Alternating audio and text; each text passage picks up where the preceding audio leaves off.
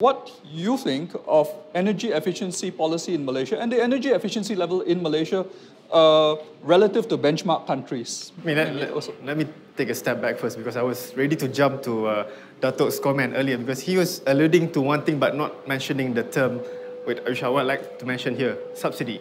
It's a curse and it's a blessing at the same time, and how we treat subsidy when it comes to try to balance our energy mix. And you can't run away. I mean, the whole notion of subsidy is trying to bring down the cost to end user like us. We want to pay cheap petrol at the end. We want to pay a lesser electricity bill. And how are we being perceived in other markets? Let's take a look in ASEAN and look at we are the highest in terms of subsidy per GDP per capita in comparing to other countries coming next after. The highest per GDP relative per capita. Wow, the highest relative to GDP per capita. Not the absolute amount. Okay. Talking about the per capita. But if you look back, I did not know that. And I was in the Middle East for 6 years, and you look back at how the percentage of this energy subsidy across all the GDP is floating around 10%-ish, and you look at Malaysia, correct me if I'm wrong, I thought it's around 2%-ish. That's around the range. And what actually is the best mechanism here? I mean, you look at the things happening in the States, where they're pushing Obamacare and all the other incentives, the other I would say benefits, to be balanced benefits from energy perspective and healthcare. But US actually is the highest contributor to energy subsidy, providing $500 billion every single year.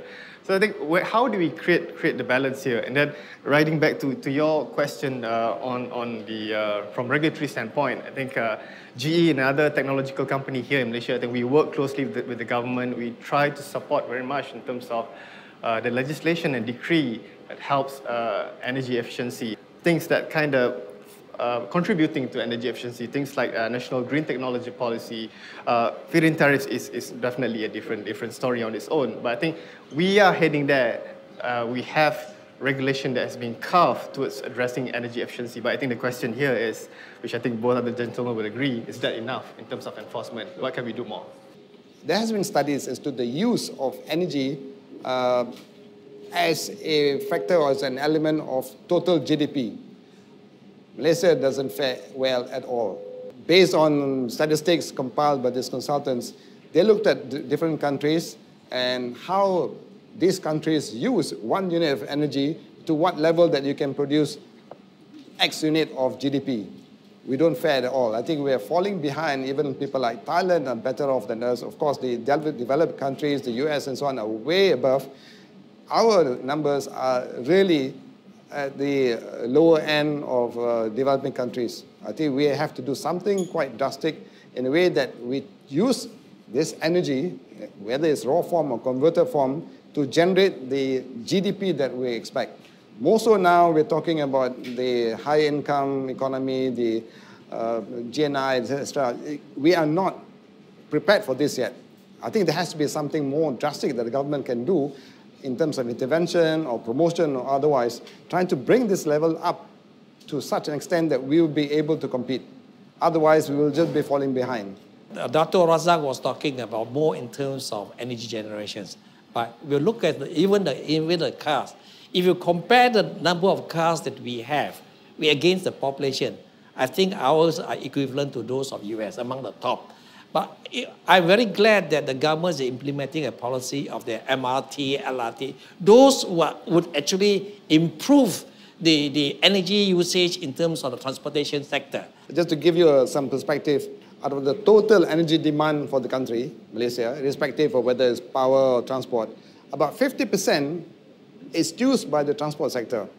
50% of the total energy consumed by the country is used for transport sector, and maybe 45 or so by power sector and some domestic heating and cooking, etc. Power sector, we have done reasonably well thanks to the help of the EPCs that we have now in the advancement in technologies. We have moved up in terms of our thermal efficiencies. But in transport sector, apart from the little bit of public transport systems that's emerging right now, I think we're well below. When you talk about GE having machines that are high efficiency, That is in terms of the OEM side. But a lot can be done, not only by the consumer, but the people, the players within the industry, the power generators. Are they actually making use of the efficient equipment in the way they can actually squeeze more out from it? The way I can see the industry is being played out now, at least those that I have observed, the rules of the game of the dispatching of the doesn't allow that. For just a case in point, that which I want to point out is this. The power generators get paid by their availability, all right?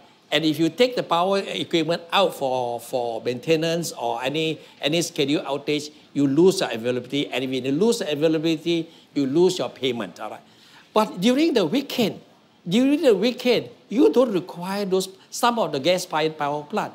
You let the power generators take it off for offline washing. If you do an offline washing, the efficiency improvement is great. You see, you are not going to use the power plant during public holidays, and a lot of the power plant are public holiday or weekends. The rules of the game must be such that you don't get you make it in a way that both can be a win-win situation and share the improvement and efficiency between the off-taker as well as the power generators.